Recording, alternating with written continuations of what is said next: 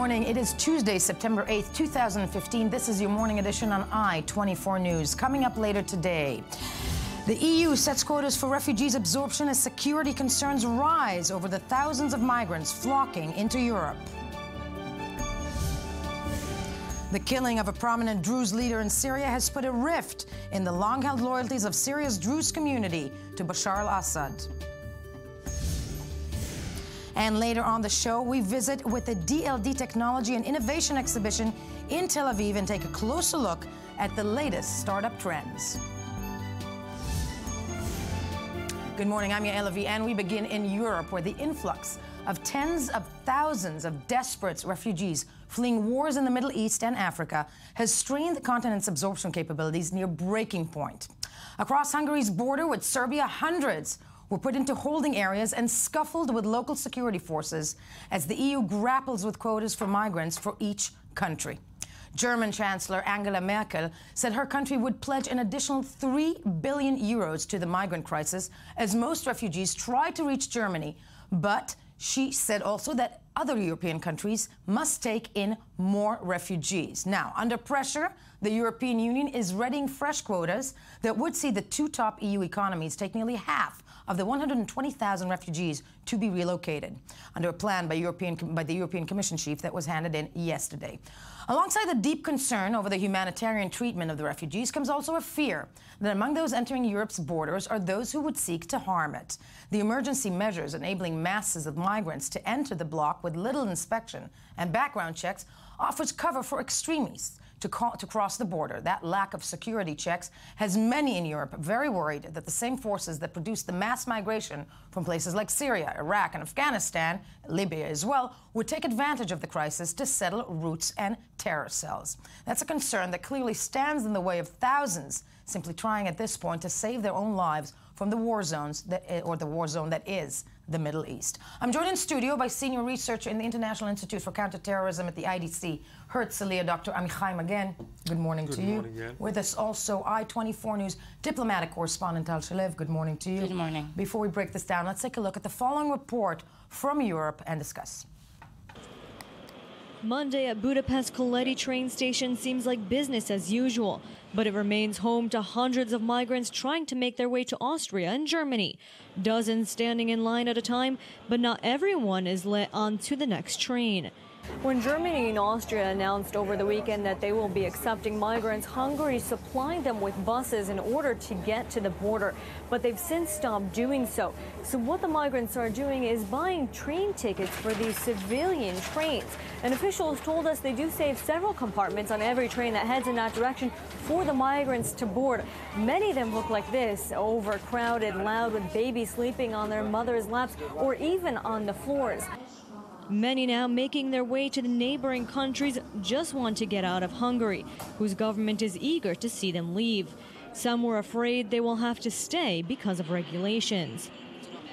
Policies keep changing as the countries adapt to try to deal with the influx of migrants arriving. Just the other day, migrants had to depart the train in order to cross the border.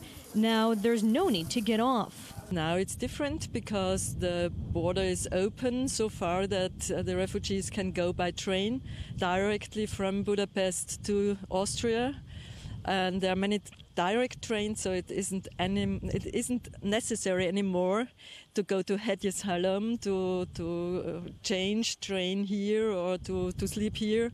But not everyone is automatically aware of changes. Just last night, nearly 150 migrants were almost stranded at the Hegyeshalom station. And with more migrants expected to arrive, there's no way of knowing how quickly things can change again and how long before this open-door policy slams shut.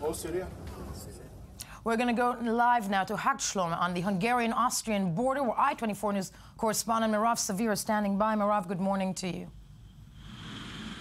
Before we touch on Good morning, Yael.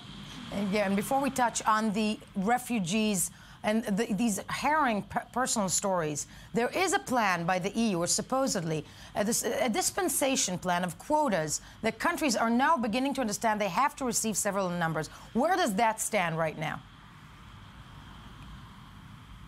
Well, yeah, as I said, there is now this plan for redistribution and quotas. It's something that has been mentioned in the past, and not much has come for it because countries that were complaining didn't want to take this many, not sure why other countries are taking more than these countries, saying that the problem is more in the border countries where the influx is coming in. Well, now it's moving up towards western part of Europe, and countries are feeling, yes, they do have to do something about this.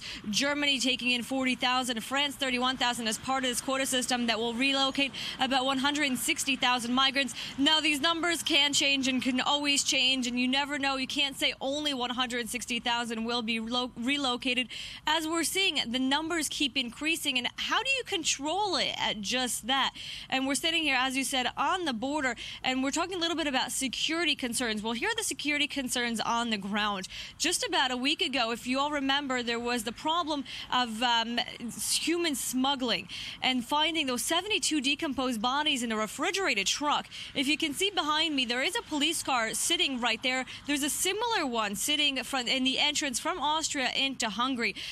This is a problem because a lot of Hungarians told me we were sitting in Budapest that they would love to just help these migrants and put them in a car in the passenger seat and just drive them into Austria. This was before the open door policy of them accepting them from over the weekend, but you still see these presences of security just to make sure that these people aren't being brought into the country, because even if they're in the passenger seat, it's considered smuggling bringing them across the border. No, entirely so, and very, very valid points. And when it comes, though, to where you're standing right now, are there still masses of people trying to walk through Europe? Are there still masses of families trying to basically make their way actually to Germany at this point in time? There are still masses who are trying to make their Germany, but because of this open door policy, they can now just stay on the trains and they don't have to walk across the border itself. What is happening is if they do end up getting on a domestic train within Hungary, they do have to get off, switch to a train on the Austrian side of the border.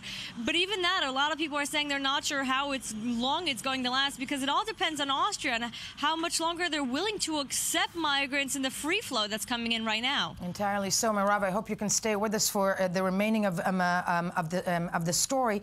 I want to turn to you, Dr. Magen, because when it comes to the security concerns of Europe, it's hard for me to look at them as something that is top of the agenda. I know I'm going to be chewed out here in a second in the studio, but because I'm looking at pictures of hundreds of thousands of people that are just trying to save their lives. And I'm not even speaking about this terrible picture that we saw of the dead Syrian boy last week. But when it comes to security concern, at the end of the day, at this point in time, how high can they be? Because these are hundreds and thousands of people that just need help. No, this is first and foremost a humanitarian story and an economic story.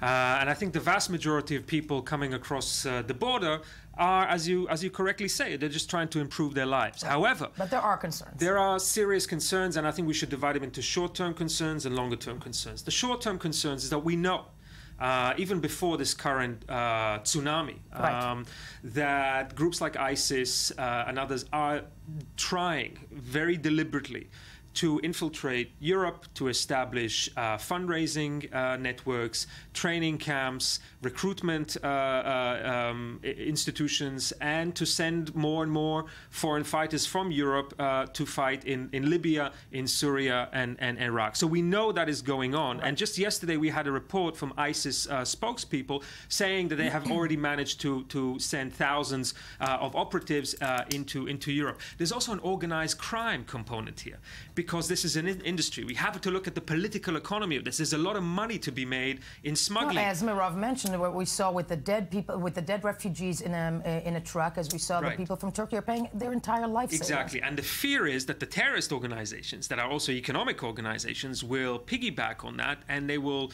if you like, score a double whammy. On the one hand, they make a lot of money out of participating in the smuggling. On the other hand, they have an opportunity for recruitment of people who are coming into Europe. So those are the immediate short-term concerns.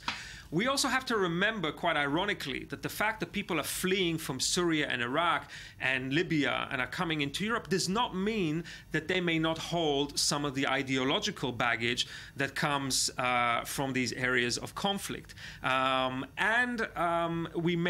know that there's already a substantial foreign fighters phenomena coming from Europe into the Middle East, and the movement of hundreds of thousands of people may indeed exacerbate that flow as well. So those are the short-term concerns. Then there are the long-term concerns, because as we know, many times the real danger of radicalization doesn't come from first-generation immigrants. It comes from the second generation. We experienced that here in Israel, where two second-generation British citizens of Pakistani origin made it over to Israel. One of them blew himself up in Mike's Place, just around the corner from here, in 2005. And this second-generation concern is going to be with us for a long time. For a long time. I think Angela Merkel mentioned yesterday that the influx of refugees is going to change the face of Germany over the course of the next several years. But when you start speaking of second generation, I think it's also, the onus is also the European countries. At the end of the day, second generations feel as foreigners. Europe doesn't like it. Foreigners, they're looking back to their roots and they're radicalized. Well, exactly. And we also, if I may, policy has a big role to play here. The key is successful integration. I just came back from Europe last week, and one of the astounding figures that I heard is that it takes an average of between 7 and 10 years for a new migrant to Europe to actually become part of the labor market. Right. That's too long. That is opportunity for recruitment, radicalization, and so on and so forth. Okay, let's go straight to London first, though. In terms of the security concern, we're joined via Skype from London by Charlie Winter, senior researcher at the Quilliam Center. Charlie, if you had a chance to listen to Dr. McGann here in studio when he was speaking of long-term and short-term concerns, but the short-term concerns, when it comes for specifically, let's say, for where you're sitting, is there show that ISIS, be it just propaganda, is manipulating the current migrant crisis in Europe to try and spark up any kind of calls or things on the net to raise concern with the European countries, or are they really on the ground trying to smuggle people in? Well, can we even tell? We need to be very careful with those reports. I think that certainly there could have been one or two people saying that kind of thing, especially on Twitter. But I think that those are spurious claims. We need to be very careful of them. And the way that they're being treated by the press, by the press in the UK in particular, is very dangerous, because what we're seeing is an assumption being made that there are people being smuggled in amidst these refugees. When, if you think about it logically, Islamic State's priorities right now are on consolidation in Iraq and Syria. It's not trying to, despite what's said, it's not trying to set up training camps in Europe. It's not trying to create new foreign fighter cells. I mean, you don't need to send people to Europe to send people back to Syria and Iraq. So I think we need to be very careful with what we ascribe as official policy for Islamic State when there are these reports circulating. It's inevitable that that's going to happen, but I think that what we really need to focus on is that this is a humanitarian crisis, and what Islamic State is doing on an official level is milking it for all it's worth. It's showing images of children and women and young men in Europe going through horrible situations, and then it's comparing those very starkly with what it itself does with refugees. Yeah. And of course, this is a very skewed image of what actually happens. What actually happens, and it's just a time before you continue, because Mirav Savir on the Hungarian border, when it comes to the humanitarian crisis, and I think the security discussion is a very valid one, but at the end of the day, it's the personal stories of thousands and thousands of people, isn't it? It absolutely is the personal story of thousands of people who are making their way, and we've got a chance to listen to some of them. And one of them, I believe, actually does connect into your discussion about security. Yesterday, a young man on the train telling us that as they were entering Hungary, the security wanted to fingerprint them just to make sure who they are, know they are. But the problem with that is that once they're fingerprinted, the policy is they're supposed to stay where they are and request asylum where they are being documented. Many of them don't want to do that, so he actually told us the story of how they escaped security. There were about 120 Syrian refugees with him. He said only 5 were able to make it away, and they're currently not documented as being in Hungary. Nobody knows who they are, and they're continuing to make their way across these borders. Yeah, and that is one of the main problems. Charlie Winter still with us in London. When you're looking to fingerprint people, and those are and they're fleeing away from it, and immediately that will probably spark concern with the security forces. And we're looking at anything in play. In the UK specifically, Charlie, though, when it comes to the concerns, it's very high when it comes to refugees, isn't it? Just because you're sitting there. It is, and I don't necessarily think it should be. I think that it's become a political issue, it's become a party political issue in the UK here, and it's being used as a baton with which one party can hit another. So I think that we need to look very frankly at what we're planning on doing in the long term with these refugees. Yesterday we had David Cameron, the UK Prime Minister, announcing that there are going to be 20,000 refugees by 2020. He didn't say anything more about that. There's whether it would be 4,000 this year, 4,000 the next, or none for the next 4 years, and 20,000 in 2020. There's very little clarity on what's actually going to be happening. But one thing which is for sure is that this problem isn't just going to disappear. Yep. We need to really, really think carefully about how we're going to address it, and address it in a long-term way. And I think that security concerns are, of course, valid. But we can't let security concerns, which are based often on very spurious reporting, to get in the way of solving what is a very, very serious humanitarian crisis. Now, speaking of those 20, the 20,000 mentioned by the UK, speaking of that number that, as Charlie Winter said, was not quantified in terms of when they're going to be brought in, which is the problem now that we're hearing from every leader in Europe. But Tal Shalev with us in studio. Benjamin Netanyahu, for example, is going to the UK when? He's this week. This week. He's coming, I mean, there are many countries in Europe that are turning to Israel all of a sudden in terms of security issues, isn't it? Well, first of all, Netanyahu, after years of being scrutinized for a very harsh very harsh border policy, we might say, as Ami mentioned this morning, fence up nation. Netanyahu, we have to give him a compliment here. A few years ago, he had a very accurate strategic forecast about what would be happening on Israel's borders, and he started this very pretentious project of surrounding Israel by borders. He started on the Egyptian border, he continued to the Golan Heights border, and this week he at a very interesting timing, he launched the beginning of the eastern border on the Jordanian border. And that has been scrutinized for years, but now European countries are showing interest in these kind of solutions to prevent illegal migration.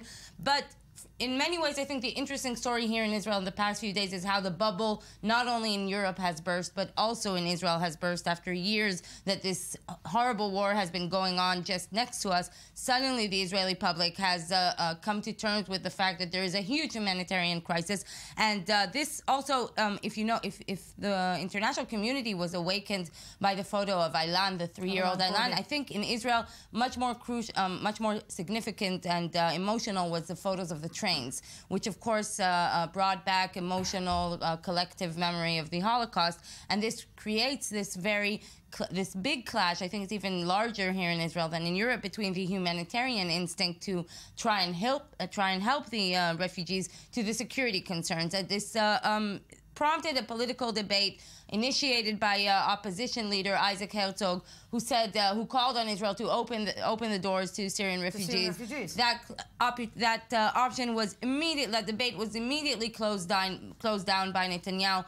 And of course, this brings into question what are your interests? Is your interest what are your interests? Do you want to be part of the world? Do you want to be that is opening the doors? Right. Or are you closing the doors? And of course, this has created a very vivid debate, one that we have not heard in the past more than 4 years, that this Syrian civil war has been going on just next to us. Now, Netanyahu's claim basically is that Israel has done enough and is doing enough humanitarian-wise in the Syrian civil war. It's true that Israel has accepted and treated more than 1,000 injured Syrians in Israeli hospitals in the past years. Israel is passing humanitarian assistance and reported to villages across the border, and reportedly also helping some of the rebel groups. But is that enough? And of course, that depends who you ask. But the common assumption in the Israeli public, and that is what Netanyahu, I think, is building on, and the common feeling, at least the one you heard in the streets, is that you can put humanitarian emotions aside. You hear a lot from the right-wing side that Syria is an enemy state, and that is something that Israel already has its own migrant problem with migrants from Africa. So it's a very emotional debate, complicated one. Complicated, but I'm turning it back to you, Dr. Magen, because I think you said something very, very valid. We can talk long-term and short-term security concerns, and every concern is valid if you live in the Middle East. But at the end of the day, when we're looking at Europe specifically right now, putting up fences, whatnot, it's the long-term agenda that needs some form of a policy. Do you think that Europe can handle that?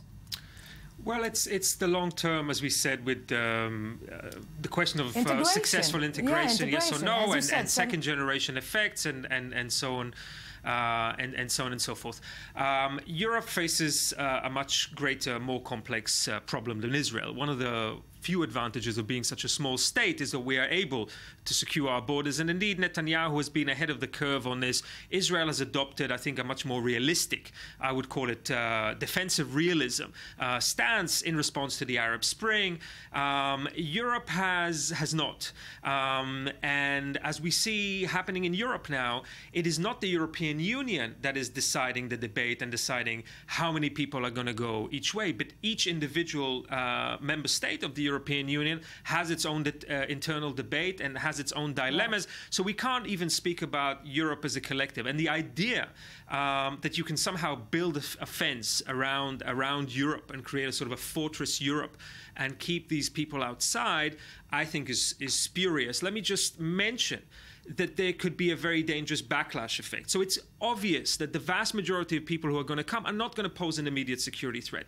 But even if you have a handful of attacks involving in some way, in some form, new immigrants from the Middle East, that will produce a backlash, which we already see. Exactly. The rise of far right-wing political parties and protests against migrants, and that's going to make integration even more difficult. So Europe has a geographical problem, it has an institutional problem, and it has, if you like, an economic and a cultural problem in being not as good as Israel or the United States in integrating migrants into its productive economy. There's also, I think, there's also a feeling that this, the whole migrant debate is a way to run away from actually discussing the real problem. This is just a symptom. The problem is the wars that are going on and the strategic consequences of the fact that Europe or the West or the U.S. has not done enough in that war. And that should be the discussion,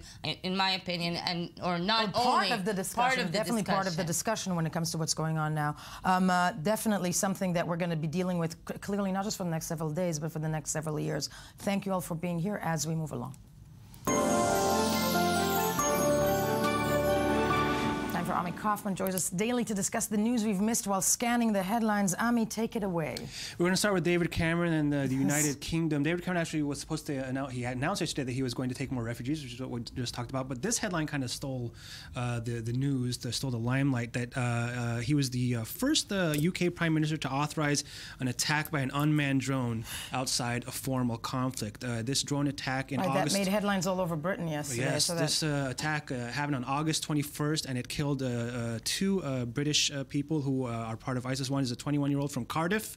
His name is Rayad Khan. He's famous for, he was featured in a prominent IS recruiting video, and the other one is Rahul Amin. Both of them were killed in the city of Raqqa. A third Brit was killed in a U.S. attack. So we're seeing here that David Cameron is kind of joining the ranks with the U.S. and the Obama drone war. It's the first time that he's doing it. But it's still drone wars, but at the end of the day, you know, when it comes to the wars of the Middle East, that doesn't really solve anything. I mean, that's kind of a vanity. You know, doesn't solve anything, and for me, I think you know my personal opinion on it as a pundit, not as an analyst. I think there are very problematic issues when it comes to morality on these attacks. The Obama drone campaign was much larger, by the way, than the Bush campaign, killing not hundreds but thousands of innocent people just to get to a few people. That's my opinion. Let's go to Turkey. Yes. Let's go to Turkey. Turkey pounded some PKK targets yesterday, but it happened in their campaign against ISIS. Okay. Yeah. Actually, first of all, it happened actually it happened after the first attack by Turkey on ISIS. But this is in response to an attack of the PKK on Turkish forces in southern Turkey that killed 16 Turkish soldiers. We can hear from the Daily Sabah. Now I'm doing a little comparison here of media. There are certain rumors circulating on social media, but also, as we can see from our next item, from the Hurriyet, which is actually an anti-Erdogan newspaper, an opposition newspaper. There are rumors that actually twice as many soldiers were killed, almost 32 people, or maybe 31 people.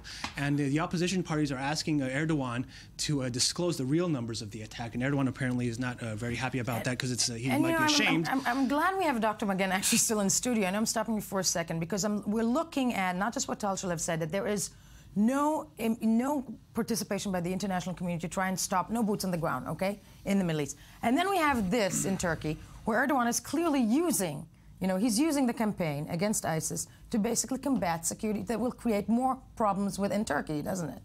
I mean, it's the politics of that. Can we really be concerned about security, is my question, when it comes to the refugees, if it's used as political capital? Putting you on the spot. Well, in these conditions of great fluidity and chaos, different regional actors and different international actors, let's not forget the Russians, who are now reportedly flying in Syrian territory, are going to try to extend their interests. That will be true of the Turks, that will be true of the Iranians, that will be true of the Russians. Israel, I'm assuming, as well, in some way. Yes, although Israel's stance has really been to try to avoid entanglement in many of these issues. And I think that we all understand Prime Minister Netanyahu's stand is, yes, humanitarian assistance, but we're not going to get involved in the Syrian civil war. We're not going to get entangled. The policy of Turkey, of Davutoglu, has been originally started off with, just friendly relations with everybody, and Turkey is getting more and more entangled in the region. Clearly, this has implications not just for security within Turkey, but also for Syria, and we may well see greater Turkish involvement in Syria as well going forward. Respect. Yes, Ami. And just to say how hard it is to be a journalist in Hurriyet, by the way, an opposition newspaper. The building was attacked yesterday after someone tweeted, a web editor for the Hurriyet tweeted something that Erdogan's party thought was a misquotation of President Erdogan. So 150 protesters came to the building and started pelting it with stones. So this is how hard it is to be a journalist in Turkey. The Israeli news site Walla right now is the only news site that is breaking with this story. Says that an Israeli citizen is now in Yemen. He might have been arrested. He is from the city of Ashkelon. He traveled about 3 months ago, apparently to a Muslim state, and now they think that he is in Yemen. He might be involved in some kind of criminal activity. Some rumors on the web already that it might be tied with drugs, but we not confirmed in any matter. Broke this morning. 65-year-old man, and this is pretty much all we know right now. No name, no nothing. That's all we have. Okay, one last one real quick. One last one. We're going to the States. Harvard, very famous Harvard professor Lawrence Lessig is going to launch his 2016 campaign. He is a very professor at Stanford. There you go. He's a very popular. He's a student of very his. popular man. I know him actually as one of the founders of Creative Commons. He raised $1 million, and his campaign is actually going to be based on one thing, and it is called the Citizen Equality Act. That's all he wants to do. It will be about campaign finance reform, and he says that once he passes this law, he will step down from the presidency and hand over his powers to the vice president. That's all he wants to do. That's all he wants to do. Dr. Morgan, I think we know one vote for him. I think that he's a very impressive man. Very impressive. Really impressive man. All the time you have to stay with us. When you get back, Druze leader Sheikh Wahid al-Ballouz, who was known for his opposition to the Assad regime, was assassinated in Syria, destabilizing the Druze community's support in Assad. Stay with us. First, the news.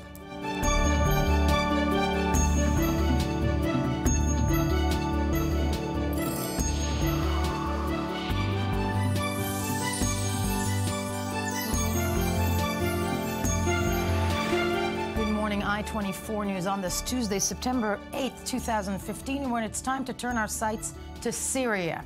Not just migrants, not the story of the refugees, rather what is going on in Syria right now. President Bashar Assad facing a potentially dramatic blow to his support base following the killing of a leading Druze cleric in an attack over the weekend in which dozens more were killed and injured. Sadly, something that happens daily in Syria. The Druze community, though, which has largely remained on the sidelines of Syria's 4-year civil war, reacted with fury to the news of Sheikh Wahid Ballouz's death. Protests erupted in Suwaida province, which were accompanied by clashes that ended in the death of 6 members of the state security services. Some of Ballouz's supporters threatened to wake up arms and expel security forces from the province. And to explain what these developments mean for Damascus's diminishing control over the region, we're joined in studio by research fellow at the Forum for Regional Thinking, Elizabeth Tsorkov. Good morning to you. Good morning. Let's take a look at the following report from Syria. Break it down from there. The Druze community of Syria was rattled on Friday by the assassination of Sheikh Wahid al-Ballouz, a prominent political and spiritual leader and strong opponent of President Bashar al-Assad, as well as the insurgents fighting against his regime. Al-Ballouz, along with some 35 others, was killed in one of 2 car bomb attacks the previous night just outside the Druze town of Suwaida in southwest Syria, near the Jordanian border. Following the attacks, hundreds of Druze gathered to protest outside Suwaida's government buildings, accusing leaders of orchestrating the killings. Demonstrators set cars on fire and destroyed a statue of former President Hafez al-Assad. 6 government security officers were killed during the protest. While the Syrian Druze community is considered predominantly aligned with the current regime, analysts now fear that the recent turn of events might cause a shift in this traditional loyalty. On Sunday, Syrian State TV said that a militant by the name of Wafi Abu Trabi, also a Druze, was arrested after confessing to being the one behind the attacks. Abu Trabi was identified as a member of Jabhat al-Nusra, the al-Qaeda affiliate in Syria, but some say the confession is false, as the organization would not have accepted a Druze into its ranks. It was also reported that all Druze troops were removed from Assad's Republic Guard due to government concerns that they might retaliate by harming the president. Let's go quickly on the phone. We're joined also by Israeli Druze politician from the Kulanu Party, Dr. Akram Hassan. Dr. Hassan, good morning to you. I want to thank you for joining us. I'm asking you, are we going to see now, I mean, when it comes to the Druze community who managed to keep itself quite on the sidelines and stay out, are we looking for another foe, so to speak, for President Bashar al-Assad from that side of the border? Good morning. Of course, you know, first of all, we lost a very great and very special Druze leader in Syria, Sheikh Wahid al-Bal'ous. And I think that the rules of the games in Syria has been changed from last Friday. I think that Bashar al-Assad know very well that every Druze in Syria and Israel everywhere know that Bashar al-Assad his hand in this kill. Because the leader, Wahid al-Bal'ous, he was against Bashar al-Assad, and he was against to send the young Druze to the Syrian army. And we know many of these young people, they are in the jail that took Bashar al-Assad and his groups. And he wants to keep the respect and the honor of the Druze. For that, he decided not to be in the game of this war in Syria. We have Jabhat al-Nusra, we have Daesh, we have the Free Army, we have Bashar al-Assad, the groups. For that, the Druze decide, because in the past, in 1925, the Druze gave freedom when they fight against the French army in 1925, and they held Syria. They decide to be not in this game. But Assad want to take the Druze to this problem. He want to win in this problem, because if the Druze will be now against Jabhat al-Nusra or the Free Army, especially the Free Army, Assad will win in this case, because they know that the Druze, they are great soldiers, they are big community there, and they are very strong in South Syria. In South Syria. For that, I told you that the rules of this game will change. If the games are true, and if the rules are really changing, Elizabeth Sorkov, that's my question to you, because you spend your time monitoring anything coming out of Syria. Have the rules changed? I think the assassination was a huge mistake for the Assad regime. The rules are already changing. There are reports coming from the province, the Druze Mountain. Basically, security forces that are not local have been expelled from the area. This means that on top of the 27,000 Druze who are evading service in the military, now the regime will not be able to recruit people from this province anymore, because it doesn't have the forces that will go around rounding up people. So the rules of the game are definitely changing. This was a huge mistake. It was a huge mistake, and at the end of the day, we're looking at, you know, when it comes to Syria, sadly, you know, it just shows that the war has, you know, has gone to another level. Is Bashar al-Assad going to survive this war, do you think? I'm just looking at the bigger picture. Well, I think it really depends on how much support he's going to get from his backers. It's clear now that after Saudi Arabia and Qatar and Turkey increased support for the rebels, Iran and Russia are also stepping up their aid. So the war is going to go on for much longer, and it's going to get much bloodier, and it all depends on foreign support. And incredibly sad when you say that the war is going to continue much longer, because we know what's going on. We're looking at the human cost of it also in Europe. Elizabeth, you're staying with us in studio. Thank you so much as we move along. Palestinian organizations have declared today a day of rage in the West Bank, protesting the death of a 26-year-old woman, Riham Dawabsha. She succumbed to wounds she suffered in a firebomb attack on her home in July. Riham is the third family member to die as a result of the attack that Israeli authorities have pegged on right-wing extremists. Her husband, an 18-month-old baby as well, a baby son, died shortly after the attack, while a second 4-year-old child is still in hospital recovering, one of the few remaining children of this family who suffered this horrific attack. Israel described the attack as an act of terrorism, ordered a crackdown on violent far-right Jewish groups. Several alleged leaders of Jewish extremist groups have since been detained, though none have been publicly accused of direct involvement in the attack. I'm joined in studio by I-24 News correspondent Mohammed Al-Qasim. Good morning to you. Good morning. Thank you for being with us. You've been following this story very, very closely from the moment that the news broke of this horrific attack. Let's have a look at your report and break it down from there. Riham Dawabsha, the mother of 18-month-old Palestinian toddler, burned to death in an arson attack in the West Bank, died from burns to 90% of her body sustained during the attack.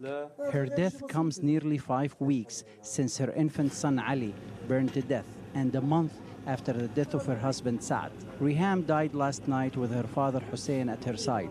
He said that she was the source of his strength. Before Riham died, I was stronger. I took my strength from Riham. But now that she's passed, I feel the weight on my shoulders. I'm devastated. I have to go on living and smiling for her son Ahmed.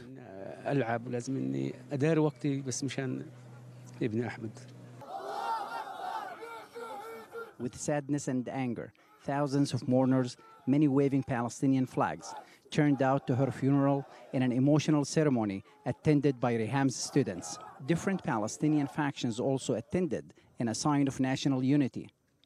The Palestinian Authority declared 3 days of mourning. Palestinian police carried Riham's body, and other Palestinian officials came to pay their respects. Minister of Higher Education Dr. Sabri Saidam said the Palestinian Authority will keep the pressure on Israel. As a Palestinian, I feel even stronger now about the urgency of our goals. And as the Minister of Education, our message of freedom for the Palestinian people must be heard. And this is our obligation to the woman who died today and to the Palestinian people at large.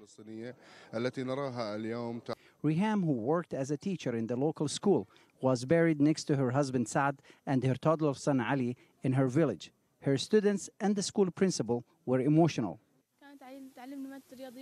She was my teacher for 4 years. We're very sad. But more than that, we're angry because no one is standing by our side or punishing the settlers who did this.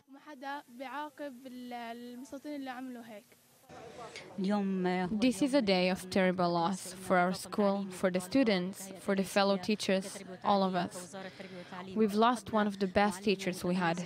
Today was especially hard, for the staff and her students too. Israeli settlers are accused of the attack, but lack of progress in the investigation and Israel's failure to make any specific arrests may be the spark needed to ignite a new intifada. Mohammed, with us, this was your report. First of all, when it comes to, the Day of Rage, the community, the Palestinian community in Douma. Needless to say, very upset, I'm assuming, with the fact that nobody has been apprehended on this crime yet, as of this point, right? Yes, indeed. And let's put things in perspective.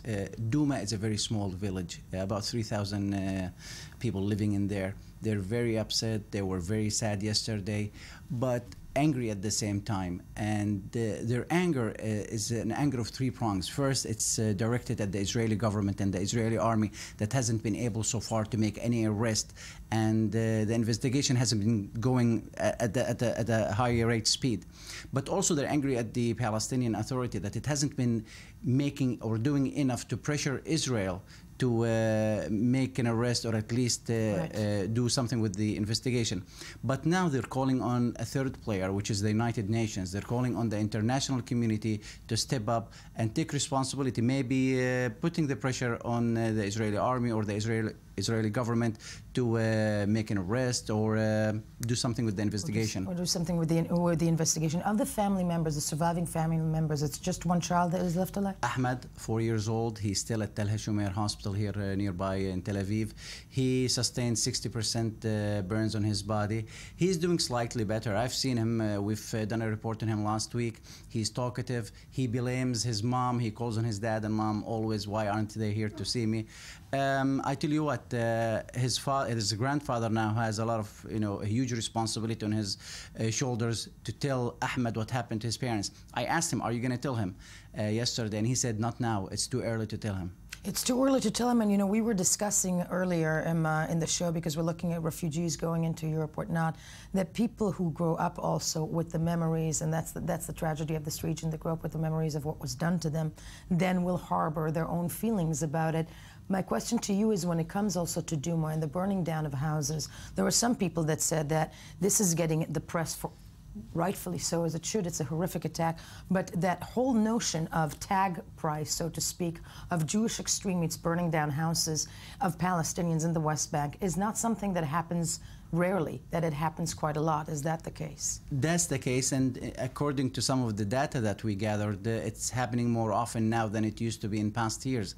So it puts the responsibility again. The area where Douma is, it's Area C, and those who follow the Oslo Accord and know the politics of the region, Area C is under full Israeli control. Palestinian police cannot enter Douma or the villages around it without arranging with the Israeli security. They come with them. They wait at the entrance of the village. The police, the Palestinian police, enters. So that's the reality of things in Douma and in the West Bank. And in the West Bank. And speaking of that reality, we're joined via Skype from on the phone from Jerusalem by Jerusalem Post police correspondent Ben Hartman. Ben, thank you for being with us this morning. When it comes to that investigation, because at the end of the day, and I'm going to state this, if this was a Jewish child, if something like that happened, everybody's saying we would be looking or witnessing mass amounts of detentions of Israeli security forces going into Palestinian villages and arresting people. Where does the investigation stand when it comes to this killing of this Palestinian family? Well, I think whenever we want to assess where the investigation is going, and people like the previous guest or many other critics do, I think it's one good thing to keep in mind that it's a very sweeping gag order across the whole thing that doesn't even permit any details of it being published to begin with. So those who are on the outside of the investigation aren't really capable of really judging where it's going or how good it has been. Having said that, until any actual charges are brought, there's that's when we'll see the proof that actually anything has happened. But in the meantime, for those of us on the outside, it's hard to make an assessment. All we know is that there's been 3 people placed in administrative detention who are Jewish extremists believed to somewhat be related to it possibly, and that there's been other arrests and detentions of a number of other suspects carried out by the Shin Bet and the police. But in terms of actual charges, none has been filed. I think another thing to keep in mind, how long does it typically take to carry out a comprehensive murder investigation? These are a lot of things to keep in mind. Whether or not it would have been carried out differently if there are Palestinian suspects who arson bombed, who torched a Jewish house, I think it very likely would have. I think one thing depends on whether or not those Palestinians would be Israeli citizens and where it took place. If those Palestinians in the West Bank forced settlers' houses, you have a much different situation in the sense that Israeli security forces, Israeli police don't use the same tools, traditionally at least until recently, until after Douma, don't use the same tools and Palestinians that they use on Israeli citizens. That is, they did not use administrative detentions, that's detentions without charge, without trial. They didn't use torture. For all we know that they're not doing that with suspects in interrogation rooms now. They don't send into Israeli settlements. They will send squads of undercover commanders, break houses and arrest minors and exactly.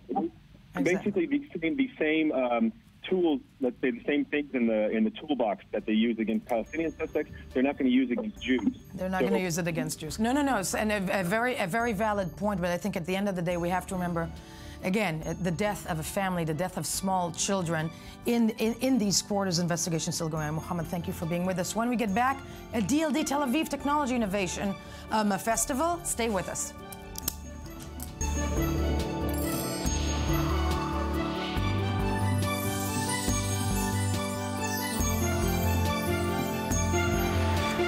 Welcome back. It is still Tuesday, September 8th, 2015. Judging from the weather behind me, the world is ending, but no, because Yaron Tan Brink is here with me. Yeah, not yet, at least. Not yet. I was just, before we go into everything, I want to discuss the weather and explain to our mass amount of viewers what's going on behind me. It's just a very hazy day, right? No, it's like soup. It's like soup. Soup is a good one. Mushroom soup. Mushroom soup. Coming from the mushroom soup that is Tel Aviv and the morning edition on I-24 News, Israel has a reputation not just for having very humid weather, but for being also a major innovation hub, home to scores of high-tech startup companies alongside established technological brands. Yes, it is the startup nation. That's what it's been called. This week, thousands of visitors from around the world will get their chance to be exposed to all of them at the annual DLD Innovation Festival being held in Tel Aviv. First, let's start with going live to Hatachana. It's a compound where it's a beautiful compound in Tel Aviv, where I-24 News correspondent Lauren Iso is standing by. Lauren, good morning to you. What is going on where you're at and why are you there? Good morning, Yael. Yes, as you can see, the weather is not too great today. But yes, as you said, we are at DLD 2015, Israel's biggest tech innovation conference. There are over 40 high-tech startup companies represented here from countries all over the world. And now we are joined by Theo Hoffenberg, who is the CEO and founder of Reverso, a translate app all the way from France. Thank you for joining us. Thank you. So if you could please tell us a little bit about your product and exactly what it does. What it does is just the best way to translate words and expressions from 10 languages. So it gives you examples in use, and it gives you pronunciation, and it helps you learn. So all in one, a free app that you can find on the App Store and the Android Store and on the web. So you just go on the web and search for Reverso context, and you'll find good translation, the right translation for your need. And what is the biggest difference between your product and other systems such as Google Translate, for example? So it gives you the right translation. It gives you different alternatives with examples that helps you select. It gives you also conjugation when you need it, definitions, and you have everything that you need to select the right translation for you.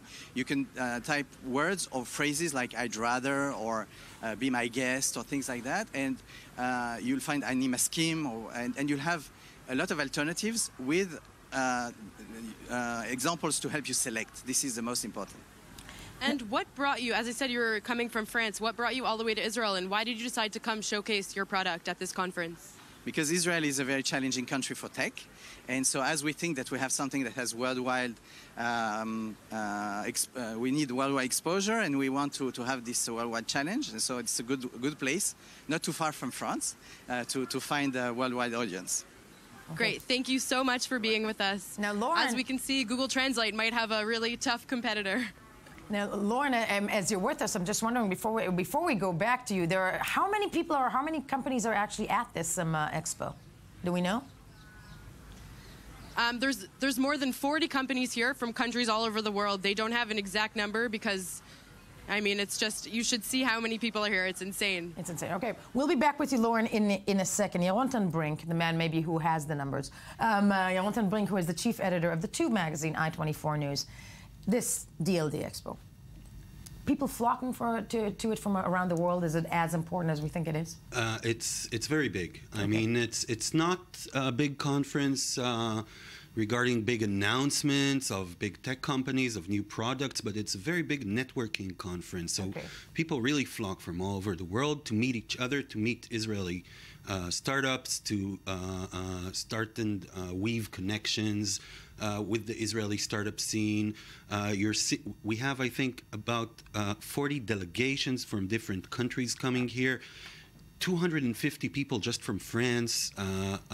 We're talking, I think, about 3,500 international guests. What are the most interesting, as we heard about this, the Run for Your Money Google translation app is what I am derived from that, which, by the way, is a great idea because we all know what happens when you try to translate things online. Yeah. Yes. But what are the interesting, apps, things that are being showcased, in your opinion? Well, there are so many of them. I think, you have to separate. There are a few events that are just fun events. They go swimming together. They party together. Networking.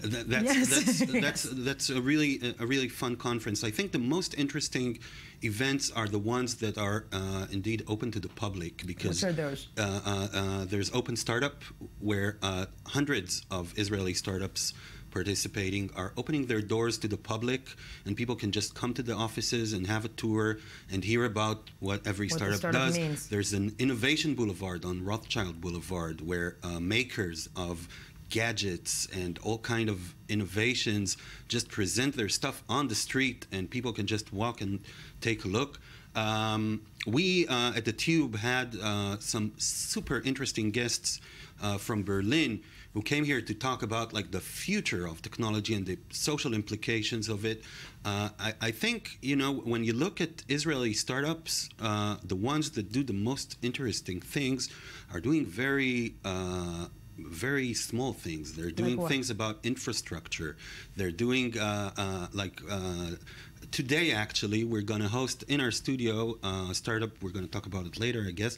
A startup that it's a chip maker that really completely revolutionized the way video works at home, and they just got an Emmy for it from the Emmy Awards. So you know, and it's going to be hard to explain what exactly it is that they do. I mean, to me, and that's I think that's the thing for, you know, not you, because you're, you know, you clearly are a tech expert, but for, you know, for people in their late 40s, for me, it's always hard to understand.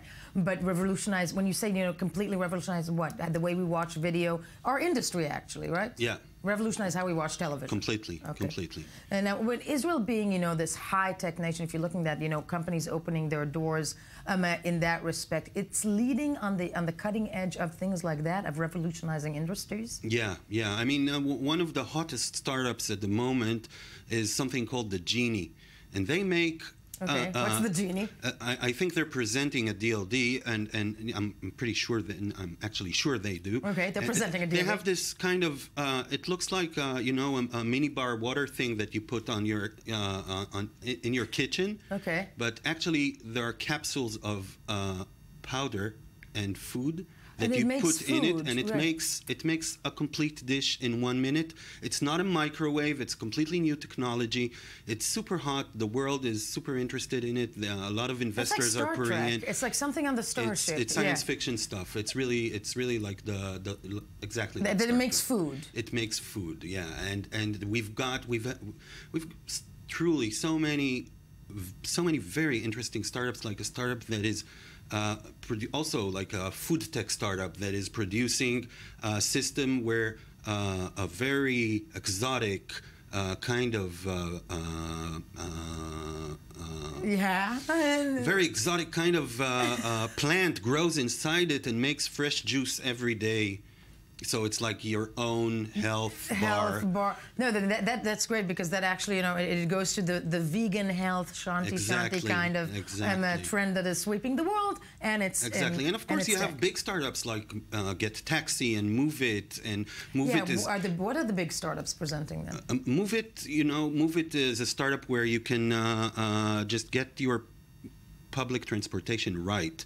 That's such a problem in most big cities in the world, around the world, and they already have 1 million users in London, and they make a serious push now to other cities in the world where, you know, you have buses, you have trains, you have trams, and you just want to know how to get from point A to point B the fastest way, and like Waze did it for drivers, this is doing it for the public transport system, which is kind of amazing that these startups are coming from Israel, of all places, where we don't have a very good public transportation system. That's a mild understatement. Maybe just because of that. Maybe because of that, it's trying, and they'll solve it in other places in the world. But as you said, it's the innovation of infrastructure that I find fascinating. Speaking of which, back to Lauren Izzo, who is at the DLD conference, and you're there with somebody else. You know, take it away.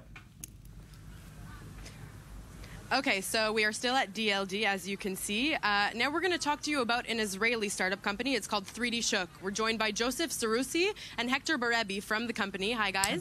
Hi. Hi, Lauren. Hi, Lauren. So please tell me a little bit about your product and what exactly you do. I heard you are the Netflix of 3D printing. If you could elaborate on that. Well, that's quite nice. But reality is we are building the only consumer 3D printing solution in the world today, focusing on content and technology to deliver this content. We think that people could very soon have a 3D printer in their house by having the right things to print with it. I'll let Hector show you around a bit and explain to you a bit about our collection and our content. Great. Okay, so yeah, we have been dubbed the Netflix of 3D printing. We are subscription-based, a bit like Netflix, and we offer content for home 3D printing. We just did this collection of lunch boxes. We have smartphone amplifiers, music instruments, frames, wine racks, lampshades, masks. It's actually never ending. I mean, we currently have over 40 categories of products. I have a question, and Lauren. over 1,500 designs, and we grow at a rate of over 100 designs a month. All right, hold that thought for 1 second. No, yes, Yael, what is your question? No, I have a question because I'm looking at all that great stuff, and are they moving into a market where they'll be able to 3D print IKEA? So Yael from the studio is asking if you're going to be moving into a market where you're able to print IKEA from your home. Yes, I mean, it's a big shoe to step in as a comparison, but I like to say that when you have a 3D printer and our subscription, it's like having a small IKEA link in your house. And because it's an all-you-can-print service, so every day, based on your mood and the ideas of our designers that month, you can print new stuff for any room in your house, for any person in your surrounding that you want to give to. And because of the low costs of 3D printing, it's not a economic burden. And one more thing that people don't always know is that this plastic, the material that stuff is built from, is called PLA, and it's biodegradable. So it's nice plastic that won't destroy the earth.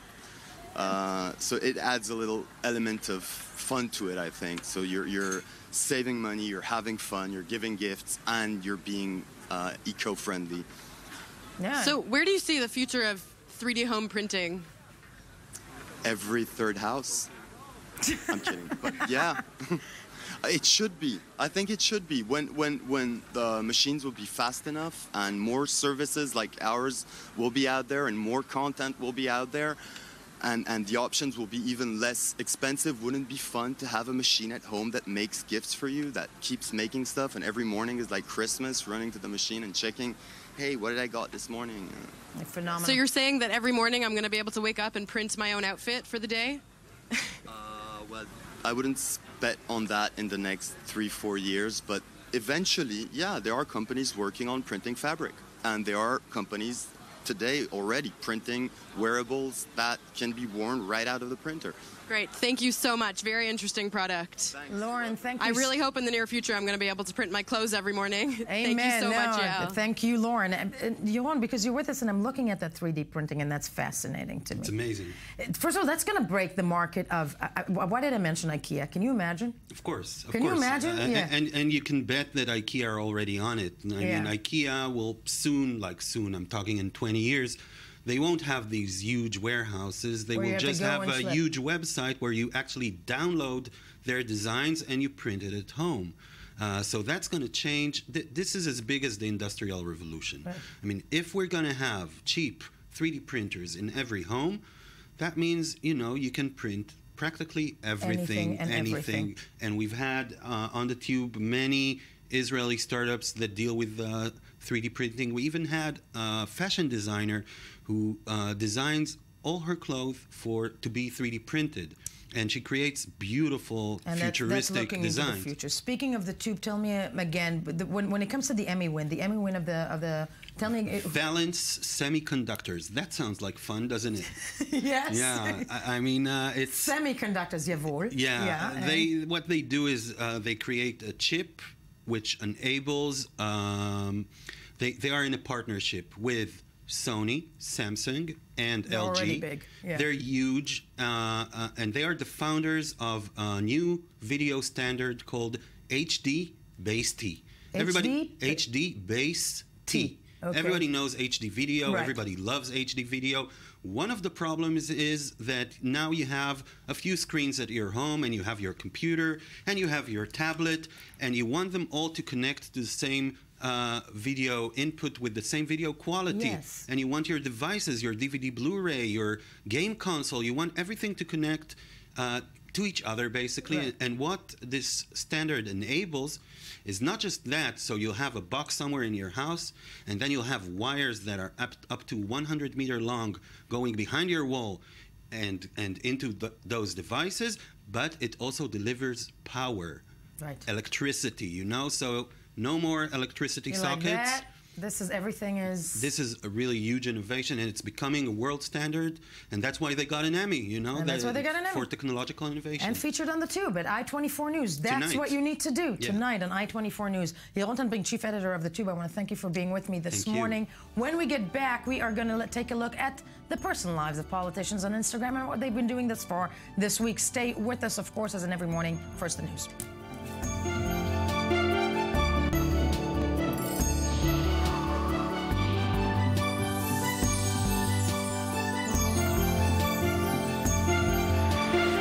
Good morning, I-24 News on this Tuesday, September 8th. Thank you. You know, Ami, when you're not in studio, I'm so seriously. Don't know what day it Like, is? where's Ami? It's September 8th, 2015. Ami Kaufman in studio, as well as the lovely Tal Shalev, I-24 News diplomatic correspondent. Tal, I'm happy that you're here. I've been waiting for the last, I think, hour and a half to discuss Ami Kaufman's new bow tie. What do you think? Straight from New York, by the way. Straight, I gathered. This is really high quality stuff. By the way. It's not, it's Do not you the sell stuff I- people, especially like to Macy's or something? Do you send people there to get you the bow ties? Or do you Actually, have no. like a special Jewish store on the Upper West Side? Do you have a buyer? Jewish store on the Upper West Side, on the Lower East Side. At the lower East Side. But we like the I like the bow tie. Yeah, definitely. Yeah, it's a It's trademark. actually, I'll tell you, it's strange. People are actually now bringing me gifts whenever they go abroad. Hey, it's really, really easy now. They're just get them a bow tie. I just want to say I'm getting a little bored already. Really? I have a whole stack of bow ties now. You can buy think other stuff because you for have me. not gone fuchsia pink yet. I think once you touch the fluorescent line, that's when we're going to start talking. But Amin Kaufman's here with the spiral viral that is the web review. Yes. Putting aside your bow ties. Yes. Yes, let's start with the Arab world, which had big news in the Arab world. Sesame Street is coming back to the Arab world after a hiatus of about 15 years. Yes. Wow. No, more than 25 years, excuse me. It started in 1979, but then it stopped showing in 1990 because of it was broadcasting from Kuwait, and when the Iraq War started, they stopped showing the show. It's called Yiftach El Simsim. Yiftach El Simsim. Open Sesame. Open Sesame. Yiftach El Simsim. And we have like a few seconds that I want to show you of the, Yiftach El Simsim. opening show. افتح يا سمسم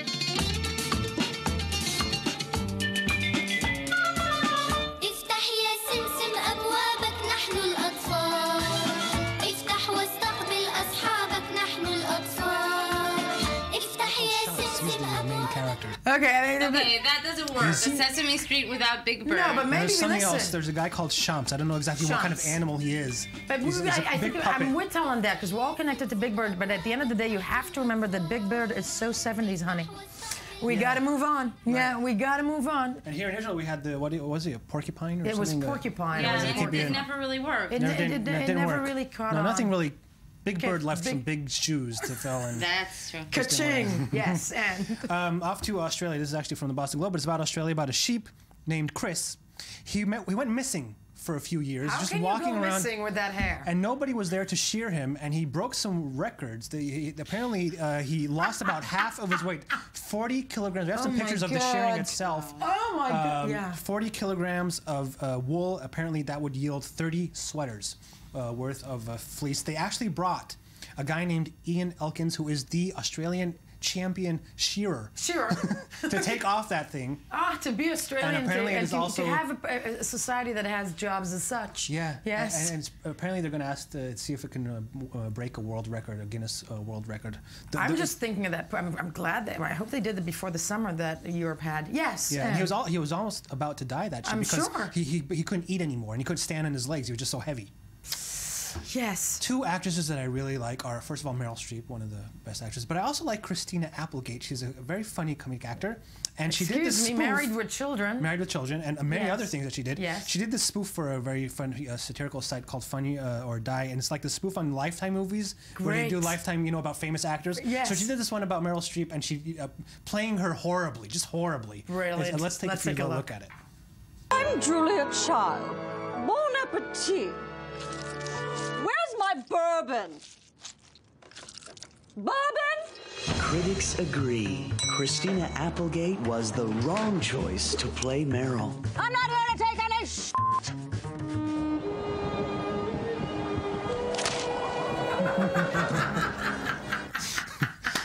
It's a fantastic video. Go watch it on Funny or Die. It's like 3 minutes long. It gets even better than that. It's just hilarious. Christina Applegate does an amazing job. Amazing job. Oh yes. Where's my bourbon? Especially when she sings Mamma Mia in a totally different tune that is not related to It's anything. not related Mamma to Mia. anything It's else. just Mamma crazy. Mia in itself should not have been a movie, but I said that. Personal opinion. Personal opinion. Yes. Well, I don't know. Okay. This is from New York Magazine. Scientists apparently have invented an ice cream that doesn't melt. Yeah, I saw that one. That's very important. What's the fun of that? It's a bit. I don't know. I think it's a bit worrying. This is a research team from How does it not melt? Dundee and Edinburgh. They're using a molecule called BS1A, and if you know what I think BS stands for, but I won't get into that. Yeah, I was and somehow binds. The disclaimer will be: this ice cream doesn't melt, but will kill you. It somehow binds air bubbles and fat droplets to water, which form they basically make this like pudding-like mass. So it doesn't And melt. creates cancer too. Yeah. And I said that. Once Yes. it's in your body, does it melt? I mean, Yeah, what happens then? I'm a Okay. little worried. And I have to say, as much as it bothers me that my kids get really schmutzy, Schmutzy.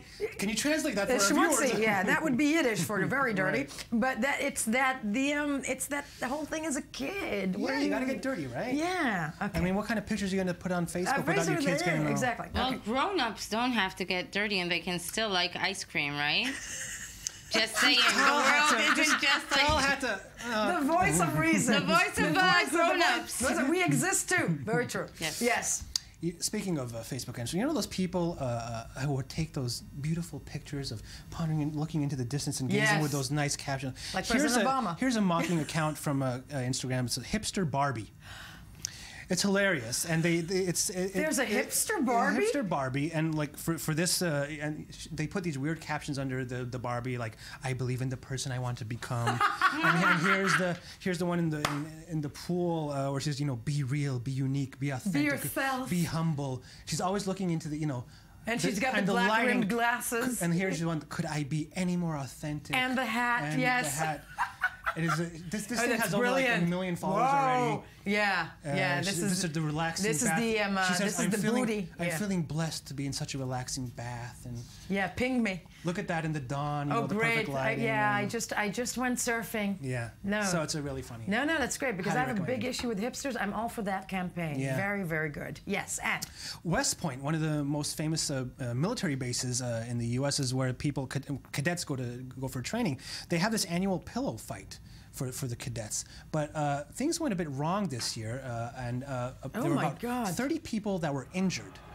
Now what did they put in the pillowcases? Now the officers tell their cadets not to be injured to wear helmets, but apparently some of these cadets put the helmets into the pillowcases and started beating each other up. So there were 6 people that were with broken ribs, broken noses. Went to hospital for various injuries. Yeah, that's insanity, and I have to say I'm glad that's military education in some countries. Once again, I'm being sarcastic. Yeah. Wow. Yeah. That pillow fight did not go down. Okay, no, sadly all the time we have for the viral spiral, but maybe it's the time to take a look at what pictures the people who will send these kids to war. I think it is time. I think it is, yes. Will send these kids to war have been doing this week. Yes, Tal Shalev, what Instagram? It's the life behind the politicians' Instagram. So we're going to start with Facebook, but it's a photo. So it's a photo. Okay. we're allowed. Social media. Humans of New York, a very popular Facebook page, has basically become a global phenomenon. It began in 2010 as a series of portraits of people on the Big Apple, and then it kind of spread to around the other world. cities in the world. But the original creator, Brandon Stanton, is currently traveling in Iran, where he has been posting the stories of ordinary Iranians. And this post of an Iranian father and son, it's a very moving story. The father says, today is his 10th birthday. He's a very emotional young man. He likes to solve other people's problem. One time when he was 5 years old, he came with me to the store and we bought 2 pounds of fresh apricots. I let him carry the bag home. He walked a little behind me the entire way. After a while, I asked him to hand me an apricot. I can't, he said. I've given them all away. I knew then that I was raising a humanitarian. So guess who loved this post and responded by himself? Let me guess.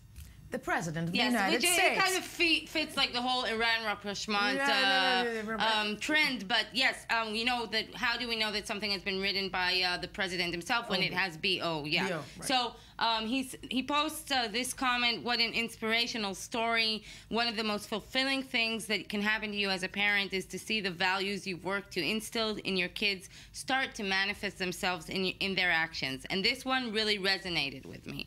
And of course, this came a day after Obama secured his presidential veto on the Iran nuclear deal. How it gels all together. Yes. Very nice. Yeah. But we also see that he's been more and more capitalizing on social media in the past few weeks, connecting with the constituents. Last week we had the Alaska trip in which he himself wrote the captions for the Instagram post. But another president who found a nice way of connecting with people is the, not president, prime minister, is the Indian Prime Minister, Narendra Modi, who communicated with commuters on the Delhi Metro on Sunday. He was the VIP passenger. He was on his way to launch a new metro line, but basically he was clicking selfies with anyone, and he said, he posted the photo saying, "It's a memorable ride and great conversations, Metro." Just to say that our Prime Minister, when he took the train, didn't have any passengers on the train at all, so... I'm sure, yeah, definitely. I love the Indian Prime Minister. Yes, he's really cute. And we Netanyahu likes him too. Yeah, but he gives good Instagram. And he also does yoga, and he's like been inspiring other world leaders to do yoga, which I is like less. Okay, so now we're moving back to the States. Do you know Conway, New Hampshire is? Have you heard of Conway, New Hampshire? Well, the thing with New Hampshire and Iowa is because they're the early primary states, then you have an influx of candidates visiting these very small towns and cities we've never heard about, but some of them are really important. So Conway is in New Hampshire, and they have the Conway Sun, which is a local newspaper.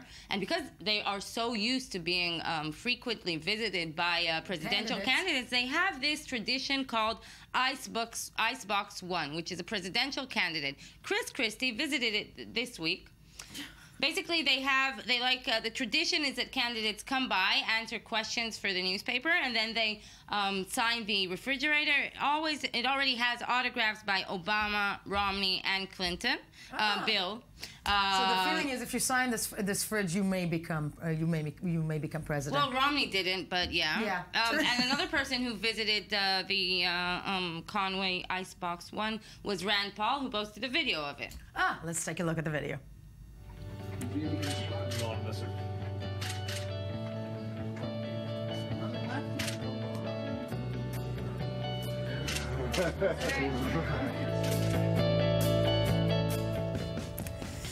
The music is a bit corny. Yes, corny. The handwriting is horrible. Thank you. We're gonna stay with Rand Paul. No, please, but I'm thinking of the music. It's almost like a Visa commercial. And the polling is still single digits. Okay.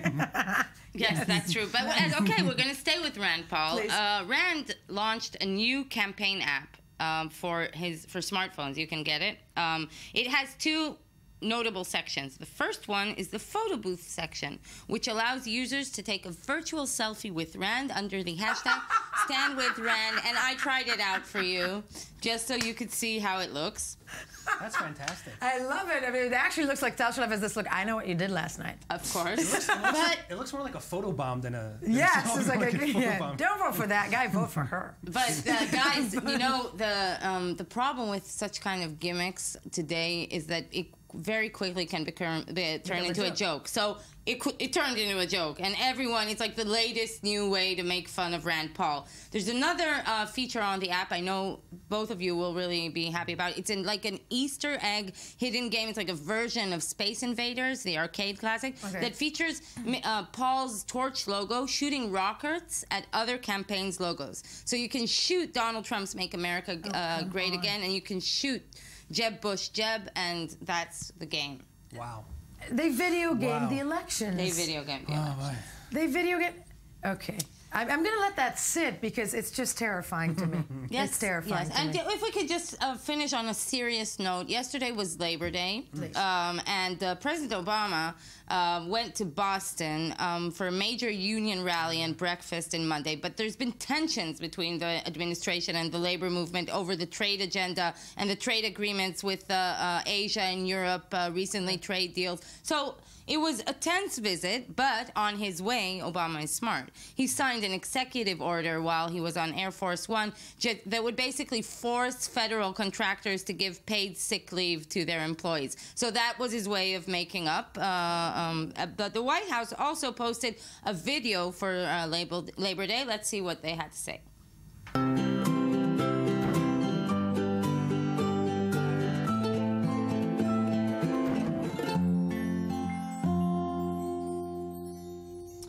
So what the White House is trying to promote is raise your voice. Try to speak up, be pluralistic, speak up. That will definitely help you in the workplace. I'm not sure that's the best advice I would give to employees.